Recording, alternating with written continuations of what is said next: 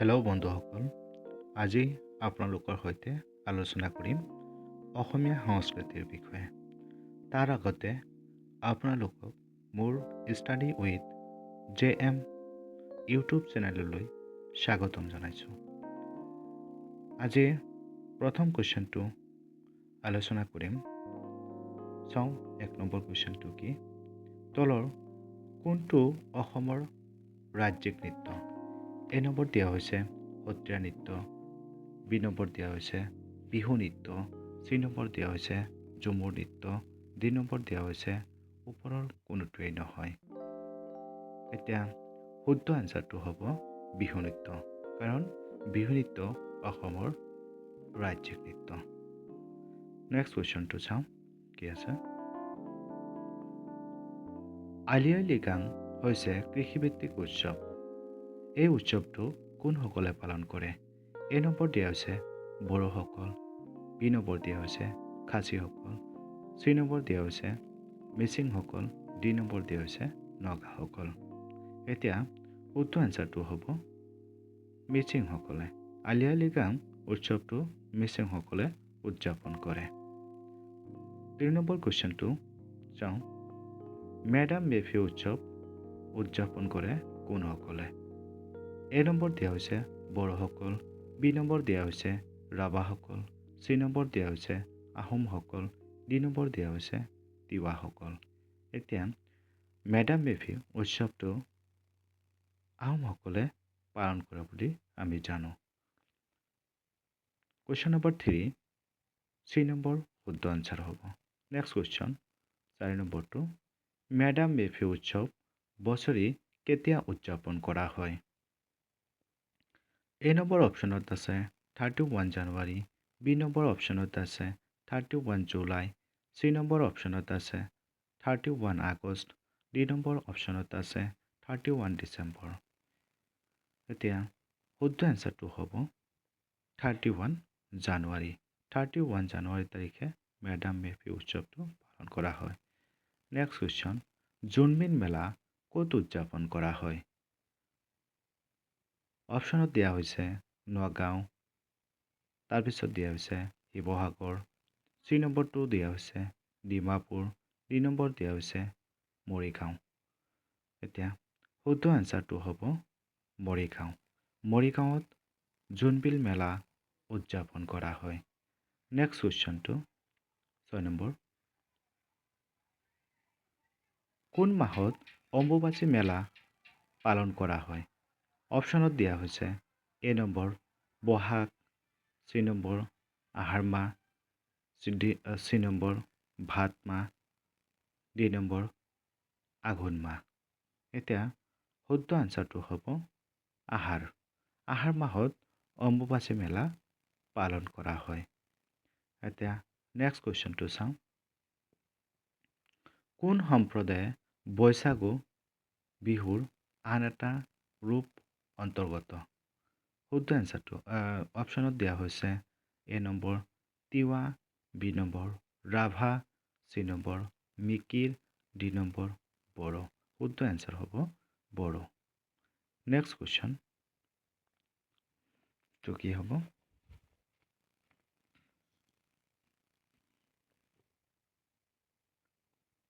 কৰম পূজা এক উৎসৱ। এই কৰম পূজাটো কোনসকলে পালন কৰে? A নম্বৰ দিয়া হৈছে অসমৰ চাহ জনগোষ্ঠী, B নম্বৰ দিয়া হৈছে বড়ো, C নম্বৰ দিয়া হৈছে মণিপুৰী, D নম্বৰ দিয়া হৈছে নগা। এতিয়া কৰম পূজা এক উৎসৱ। এই উৎসৱটো অসমৰ চাহ জনজাতিসকলে পালন কৰে। শুদ্ধ এনচাৰটো হ'ব A। নেক্সট কুৱেশ্যনটো হৈছে কৰম পূজাৰ সম্পৰ্ক আছে তলৰ কোনটোৰ সৈতে কৰম পূজাৰ সম্পৰ্ক আছে? A নম্বৰ আত্মা, B নম্বৰ জীৱিকা, C নম্বৰ ঈশ্বৰ, D নম্বৰ ওপৰৰ কোনোটোৱেই নহয়। এতিয়া শুদ্ধ আনচাৰটো হ'ব জীৱিকা। জীৱিকাৰ সৈতে কৰম পূজাৰ সম্পৰ্ক আছে। 10 নম্বৰ কুৱেশ্যনটো চাওঁ কি আছে।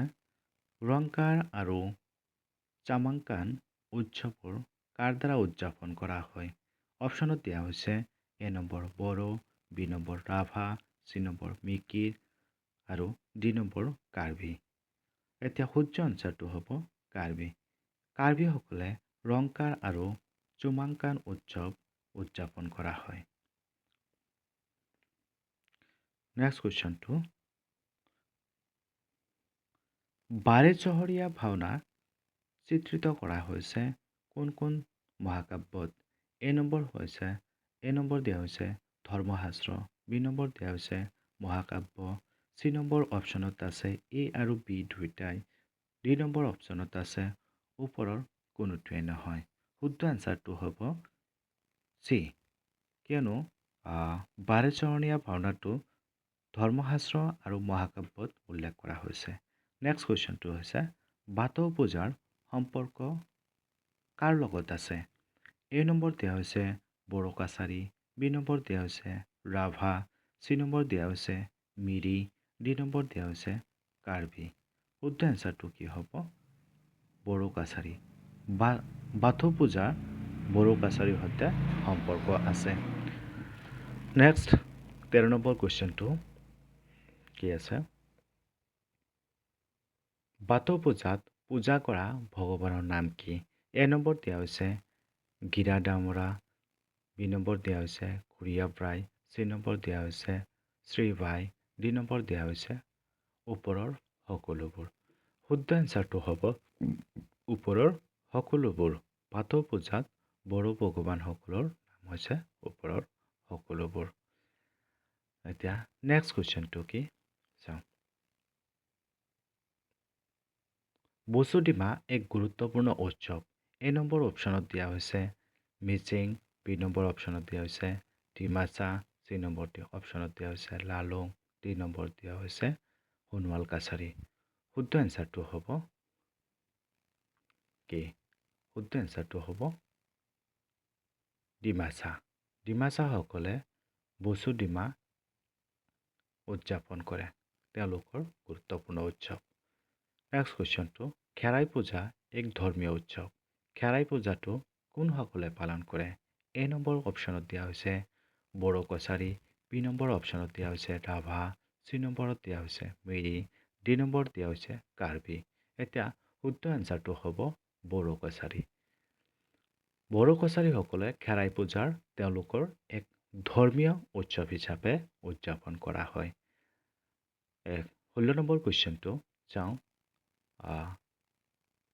বাইখো এক উৎসৱ হয় কোনসকলৰ? এ নম্বৰ হৈছে কাৰ্বি, বি নম্বৰ হৈছে মিৰি, চি নম্বৰ হৈছে ৰাভা, ডি নম্বৰ হৈছে তিৱা। শুদ্ধ এনচাৰটো হ'ব ৰাভা। বাইখো উৎসৱবোৰ ৰাভাসকলে উদযাপন কৰে। আজিৰ লাষ্ট কুৱেশ্যনটো 17 নম্বৰ হ'ব। খেল চাউজ এক উৎসৱ, ই কোনসকলে পালন কৰে? এ নম্বৰ দিয়া হৈছে বড়ো কছাৰী, বি নম্বৰ দিয়া হৈছে ৰাভা, চি নম্বৰ দিয়া হৈছে তিৱা, ডি নম্বৰ দিয়া হৈছে কাৰ্বি। এতিয়া তেওঁলোকৰ ভিতৰত শুদ্ধ এনচাৰটো হ'ব তিৱা।